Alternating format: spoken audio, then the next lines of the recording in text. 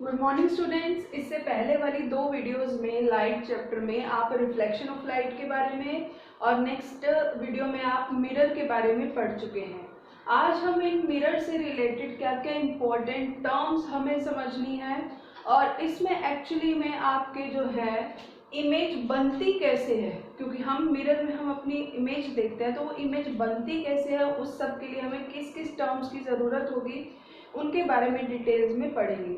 एक वीडियो में हो जाएगा तो अच्छी बात है, नहीं तो दो वीडियो में आपका ये कंप्लीट हो जाएगा रिवाइज, क्योंकि ये थोड़ा सा टॉपिक बड़ा है, डिटेल में आपको समझना है। तो सबसे पहले हम इसको साइड बाय साइड सभी टर्म्स को करते जाएंगे। अभी यहाँ पर मैंने 4 ही टर्म लिखी हुई है और डायग्राम में भी हम उन्हें समझते जाएंगे। सबसे पहले ये हमारा एक मिरर है। कौन सा मिरर है अभी हम नहीं बोल सकते जब तक हम इस पे पॉलिश ना कर दें। अब हमने इस पे इस तरीके से पॉलिश की, मीन सेंटर की साइड रिफ्लेक्टिंग है बट आउटवर्ड पॉलिश है, तो अब हम इसे बोल देंगे कि ये मिरर हमारा कौन सा हो गया, कनकेव। और इसमें मैंने सेंटर की तरफ पॉलिश कर दी और आउटवर्ड में रिफ्लेक्टिंग सरफेस, तो अब मैं इसे क्या बोल दूंगी, ये मेरा मिरर कौन सा हो गया, कन्वेक्स। ठीक है, अगर मैं पॉलिश की पोजीशन चेंज कर देती तो ये मिरर भी सेम ना रहते, चेंज हो जाते। ठीक है, तो आपको ये ध्यान रखना है। अब एक एक करके टर्म, ये मिरर है, मिरर का जो सबसे सेंटर पार्ट होता है उसे हम इसका क्या कहते हैं, पोल। क्या कहते हैं बच्चों, पोल। और उसे डिनोट किससे करते हैं, पी से डिनोट करते हैं। तो एक टर्म आपको मिल गई, what is pole, it is the central part of the spherical mirror and it is denoted by P. ये मिरर का सबसे सेंटर पार्ट होता है और इसे हम किससे डिनोट करते हैं, कैपिटल पी से। नेक्स्ट समझने के लिए आप ध्यान करो, आप याद करो कि ये जो मिरर आपने लिया था वो एक्चुअली में क्या था, एक स्फेयर का पार्ट था, फिर आपने उसको कट कर दिया तो आपने ये शेप ले ली, इसको क्या मान लिया आपने, कनकेव, इस साइड पॉलिश करके। तो मीन्स एक्चुअली में ये एक स्फेयर का छोटा सा पार्ट है जो आप ये मिरर की तरह यूज कर रहे हो। और अगर ये एक स्फेयर का पार्ट है तो स्फेयर का क्या होता है, एक सेंटर भी होता है।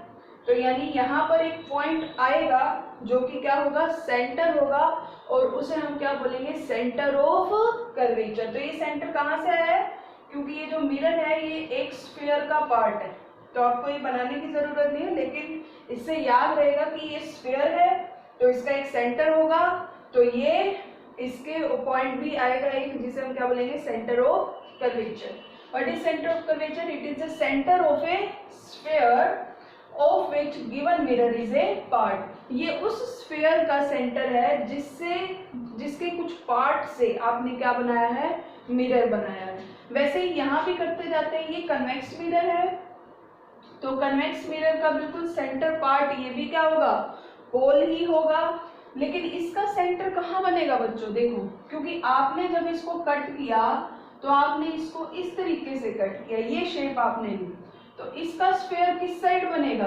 अगर आप इसे ऐसे कंप्लीट करने की कोशिश करो, इसे स्फेयर बनाने की कोशिश करो, तो इसका सेंटर कहाँ आएगा, राइट साइड में।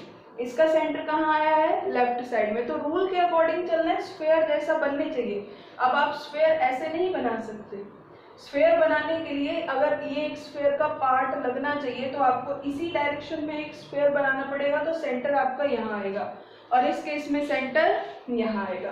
तो सेंटर ऑफ कर्वेचर आपको समझ में आ गया, and it is denoted by C. किससे डिनोट करते हैं हम इसको, सी से। नेक्स्ट है radius of curvature. It is defined as the, मैं यहाँ पहले बता देती हूँ रेडियस क्या होती है। जब भी हम कोई सेंटर से सर्कल लें या स्फेयर लें तो ये जो डायमीटर, वो फिजिकल क्वांटिटी होती है, इसे हम क्या बोलते हैं, रेडियस बोलते हैं। रेडियस के बारे में आपने सबने पढ़ा हुआ है, कोई नई चीज नहीं है।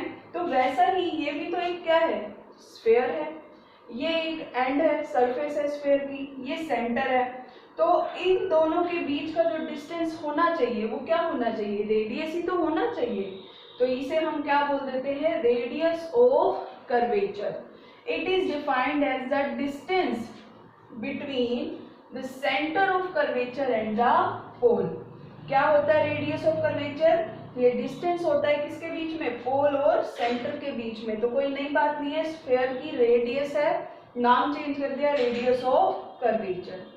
नेक्स्ट है अब principal axis. What is principal axis? The line passing through the centre of curvature and pole. Centre of curvature और पोल में से जो एक लाइन पास हो रही है, इस लाइन को हम क्या कहते हैं? Principal axis. सपोज मैं इसको कोई नाम दे देती हूँ, मैंने इसे नाम दे दिया एम डैश, तो यहाँ पर लिख देती हूँ प्रिंसिपल एक्सिस मतलब एम डैश। जरूरी नहीं है हमेशा प्रिंसिपल एक्सिस एम डैश हो, लेकिन हमारे लिए अभी हमने जो प्रिंसिपल एक्सिस मानी है वो क्या है? M dash. तो क्या होती है प्रिंसिपल एक्सिस? वो लाइन जो कि किस में से पास हो रही है? पोल और सेंटर में से। इनके डिस्टेंस को हम क्या बोलते हैं? Radius of curvature. वैसे ही सेम यहाँ भी पोल से सेंटर के डिस्टेंस को क्या बोलेंगे? Radius of curvature. और पोल और सेंटर में से जो आपने ये लाइन पास कर रखी है, इसे हम क्या बोलेंगे? Principal axis. ठीक है।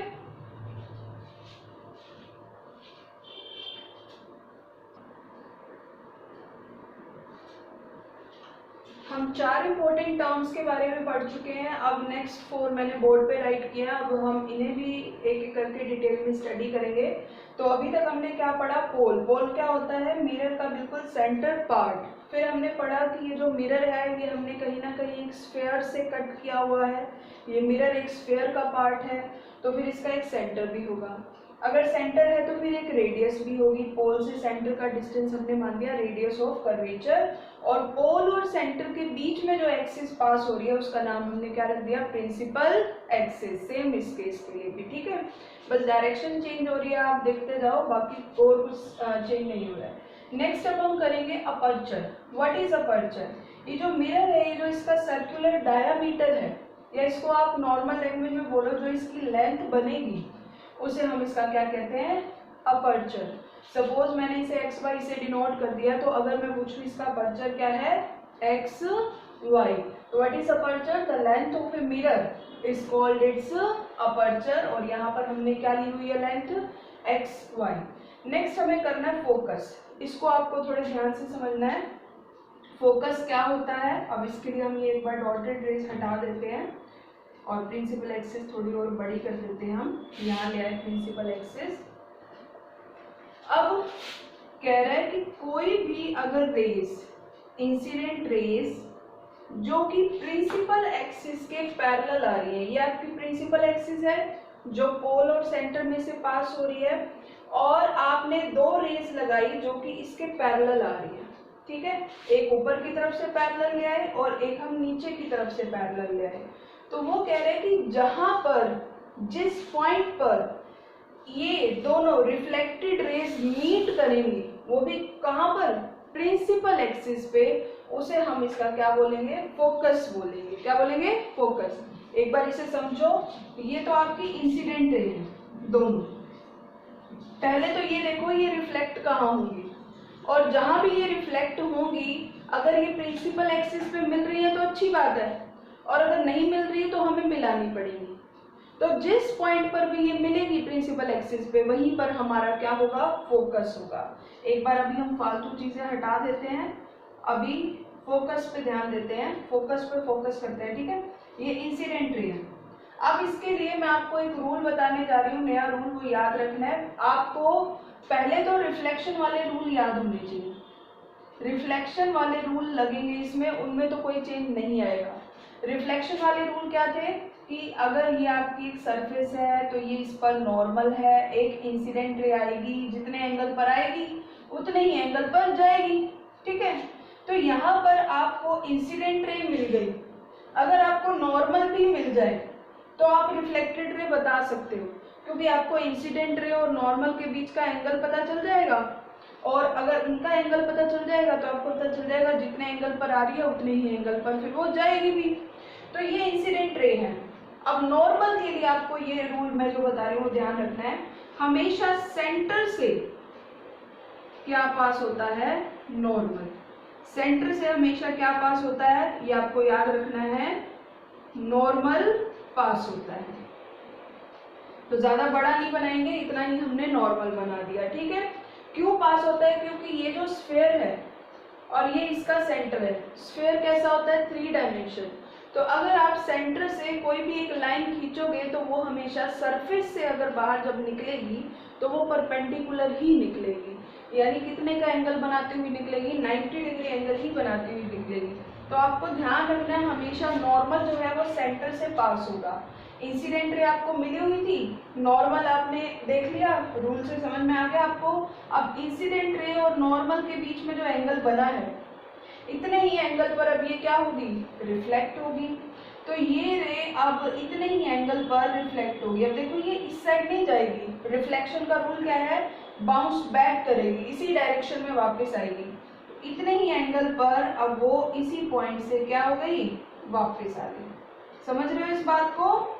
रूल वही लगेंगे, अब बस थोड़ा सा आपको घुमाते जाना है।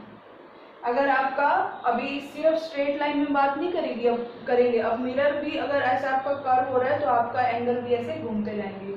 तो जितने एंगल पर आई उतने ही एंगल पर चली गई। तो आपको फर्स्ट वाली के लिए रिफ्लेक्टेड रे मिल गई, ये आपकी रिफ्लेक्टेड रे होगी फर्स्ट वाली के लिए।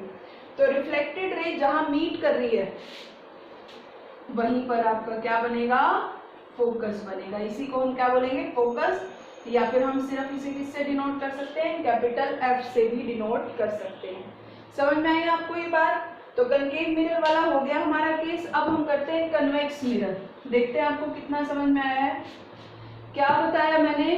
फोकस के लिए क्या कंडीशन है? वो कह रहा है कि जो रे पैरेलल आ रही है, किसके पैरेलल? प्रिंसिपल एक्सिस के। अगर वो मीट कर जाए या फिर अपीयर हो मीट करती हुई, कोई कई बार आपने पढ़ा होगा इमेज रियल नहीं बनती है, वर्चुअल बनती है। तो रियल के केस में तो इमेज मतलब रेज मीट करती हैं एक्चुअली में, बट वर्चुअल के केस में रेज एक्चुअली में मीट नहीं करती, वो हमें लगती हैं, अपीयर होती है मिलती हुई। ठीक है, तो ये रे एक पैरेलल रे। अब नॉर्मल कहाँ से पास होगा? ये आप पढ़ चुके हो, कहाँ से? सेंटर से। तो आपने इन दोनों को ऐसे मिला दिया।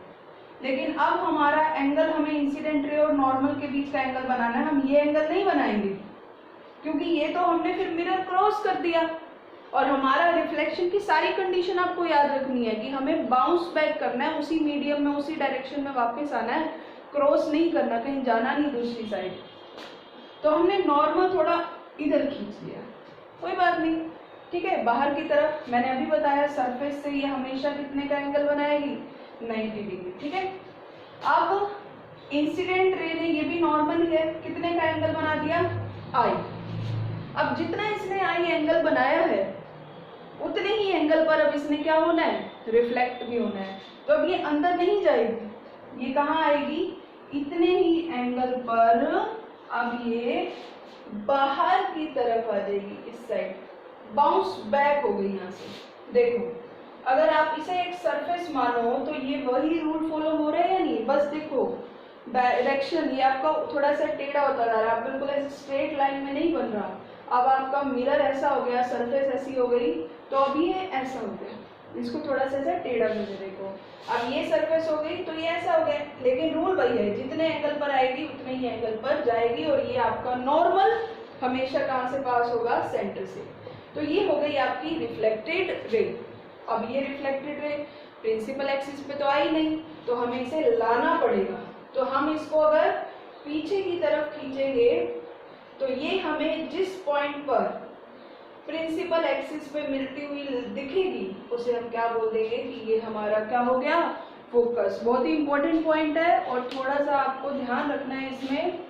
एक बार बस आप कंसेप्ट माइंड में सेट कर लोगे तो आपको दिक्कत नहीं आएगी। क्या होता है फोकस? इसको रीड करते हैं। It is a point on the principal axis. ये प्रिंसिपल एक्सिस पे एक पॉइंट होता है where rays coming parallel to principal axis, जहां पर वो रेज जो प्रिंसिपल एक्सिस के पैरेलल आ रही हैं मीट्स और अपीयर्स टू मीट। मीन्स या तो एक्चुअली में मिलेगी या फिर हमें लगेगी मिलती हुई आफ्टर रिफ्लेक्शन, रिफ्लेक्शन होने के बाद। And it is denoted bye F. इसे हम किससे डिनोट करेंगे? एफ। वो रेज जो प्रिंसिपल एक्सिस के पैरेलल आ रही हैं वो या तो मिलेंगी या तो मिलती हुई लगेंगी आफ्टर रिफ्लेक्शन जिस पॉइंट पर प्रिंसिपल एक्सिस के, उसे हम क्या बोलेंगे, इसका फोकस। अब यहाँ पर आपने फोकस समझ लिया, लेकिन साथ के साथ एक आपने और बहुत इंपॉर्टेंट चीज समझ ली है, वो ये कि ये जो कनकेव मिरर, ये कौन सा मिरर था बच्चों, कनकेव, ये कौन सा था, कन्वेक्स। कनकेव मिरर जो है ये रेस को इकट्ठा कर रहा है, ये रेस को प्रिंसिपल एक्सिस पे लाने की कोशिश कर रहा है। अपने आप आई ना रे, देखो हमने तो बस रूल लगाया और अपने आप रे फोकस, ये जो फोकस है हमारा प्रिंसिपल एक्सिस पे अपने आप मिल गया हमें। लेकिन ये क्या कर रहा है, रेस को फैला रहा है, ये प्रिंसिपल एक्सिस पे नहीं आने दे रहा उन्हें, बल्कि हमें धक्के से खींच के लानी पड़ी ये लाइन। तो इसका मतलब इन दोनों की आपको एक और इम्पोर्टेंट प्रॉपर्टी समझ में आ गई। कनकेव मिरर, इसका मतलब क्या है, कन्वर्जिंग, मींस ये कन्वर्ज कर रहा है, रेस को इकट्ठा कर रहा है। और कन्वेक्स मिरर क्या है, डाइवर्जिंग, मींस ये रेस को क्या कर रहा है, डाइवर्ज कर रहा है, फैला रहा है। तो ये भी बहुत इंपॉर्टेंट प्रॉपर्टी है, ये आपको लर्न रखनी है। फोकस भी हो गया और इसके बाद ये इनकी प्रॉपर्टी। अब इसके बाद दोनों बिल्कुल सिंपल चीजें रह गई हैं, दैट इज फोकल लेंथ।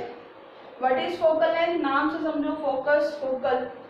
तो पोल से फोकस का जो डिस्टेंस है उसे हम क्या कहते हैं, फोकल लेंथ। क्या कहते हैं उसे, focal length, and it is denoted by small F. जैसे पोल से सेंटर का डिस्टेंस क्या था, रेडियस ऑफ कर्वेचर, वैसे ही पोल से फोकस का डिस्टेंस क्या है, फोकल लेंथ यानी स्मॉल एफ। लास्ट है इमेज। व्हेन टू, इसको भी पहले मैं बता देती हूँ, देखो वैसे बहुत खिचड़ी बन गई है, लेकिन कोशिश करो इसी में समझने की, ताकि आपको सारी चीजें एक साथ दिख सके, ठीक है। तो इमेज क्या होती है, जब दो या दो से ज्यादा रिफ्लेक्टेड रेस किसी भी पॉइंट पे मीट करती हैं, तो उसे हम क्या कहते हैं कि वहां हमारी क्या बन गई है, इमेज। क्योंकि हमारी भगवान ने हमें दो आंखें दी हैं, वो इसीलिए दी हैं कि अगर दो या दो से ज्यादा रेस अगर कहीं मीट कर गई तो हमें इमेज दिखाई देगी। अगर हमारी एक आंख काम करती होगी तो हमें इमेज क्लियर दिखाई, प्रॉपर दिखाई नहीं देगी। तो यहाँ पर अभी देखो हमने एक रे तो ला चुके हैं, इंसिडेंट रे इसमें भी ला चुके हैं, दो लाए थे लेकिन इसके लिए हमने बनाया नहीं, तो अब बना लेते हैं। एक ये रे इंसिडेंट हुई, रिफ्लेक्ट हुई, कहाँ पे मिली, फोकस पे। ये रे भी पैरेलल आ रही है, इंसिडेंट हुई, अब रिफ्लेक्ट होगी, तो सेम वही रूल वही लगेगा, सेंटर से क्या पास होगा, नॉर्मल, जितने एंगल पर आई है उतनी एंगल पर क्या होगी, जाएगी। अगर ये रे पैरेलल आ रही थी तो फोकस में से पास हुई है, तो इसका मतलब ये रे भी जो पैरेलल आ रही थी ये भी कहाँ से पास होगी, फोकस से। तो ये दोनों ही आपकी रिफ्लेक्टेड रे, और दोनों ही बाय चांस, जरूरी नहीं हर किसी में ऐसा नहीं होगा, ठीक है, दोनों ही किस पे मिल गई, फोकस पे मिल गई, यानी आपकी इमेज कहाँ बन गई, फोकस पे, ठीक है। तो इमेज कहाँ बनती है, जहां पर दो या दो से ज्यादा आपकी रिफ्लेक्टेड रेस मिल जाए, वहां आपकी क्या बन जाती है, इमेज बन जाती है, ठीक है। इमेज पॉइंट साइज की भी हो सकती है, इमेज थोड़ी बड़ी भी हो सकती है, छोटी भी हो सकती है, कैसी भी हो सकती है। अभी हमने पॉइंट के लिए किया, बाकी अभी हम और बहुत डायग्राम करेंगे जिसमें हम इनकी जो है साइज के बारे में करेंगे। ऐसे ही अब यहाँ देख लो, एक रे और ले आया पैरेलल, तो ये भी सेम यही रूल फॉलो करते हुए इस साइड क्या हो गई, डाइवर्ज हो गई, ठीक है। और जब आप इसे पीछे की तरफ खींचोगे, अब ये प्रिंसिपल एक्सिस के पैरेलल थी तो ये फोकस पे मिली, तो ये भी तो क्या है, पैरेलल, ये भी फोकस, यानी जहां पर भी दो या दो से ज्यादा रिफ्लेक्टेड रे की बात हो रही है, इंसिडेंट रे की बात नहीं हो रही, वहां पर आपकी क्या बन जाएगी, इमेज बन जाएगी, ठीक है। तो ये हमारे कुछ इंपॉर्टेंट टर्म्स हो गए हैं, अभी भी इसमें कुछ टॉपिक रह गया है, वो हम नेक्स्ट वीडियो में करेंगे।